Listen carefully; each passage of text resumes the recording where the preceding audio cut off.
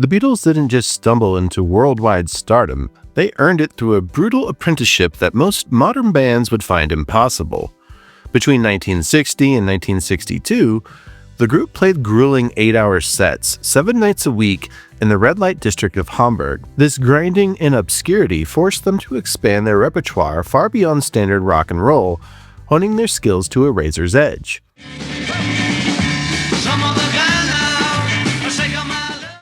By the time they recorded their first album, they had logged enough hours to satisfy the 10,000-hour rule for elite mastery, becoming a singular musical organism capable of delivering high-quality performances under immense pressure.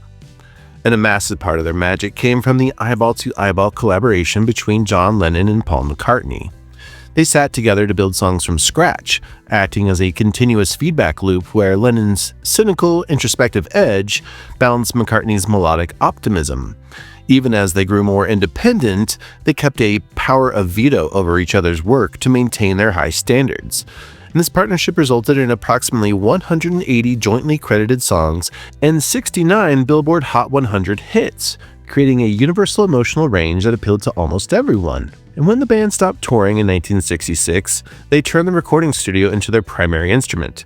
Working with their producer George Martin and engineers like Jeff Emmerich, they pioneered techniques that are now standard, such as artificial double tracking or ADT to thicken vocals and vari-speed to manipulate pitch and tempo.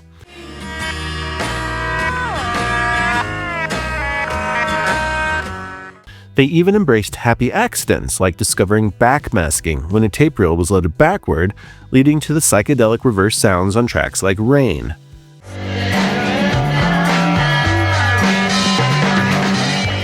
Ringo Starr contributed to this sonic revolution by using tea towels to muffle his drums, creating the tight, compressed sound that influenced later rock bands like Nirvana.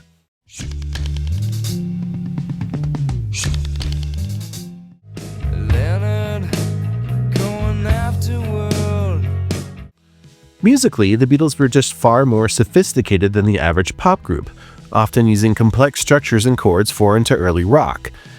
Their songwriting also evolved into kinetic narratives, where the verse and chorus presented contrasting worlds, a technique famously heard in Penny Lane.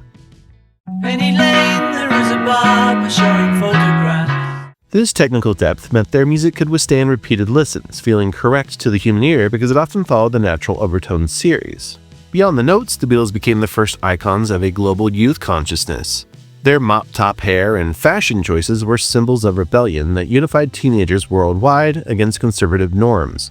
They used their platform for social change, famously refusing to play for segregated audiences in 1964 and introducing Western listeners to Eastern spirituality through George Harrison's interest in Indian music.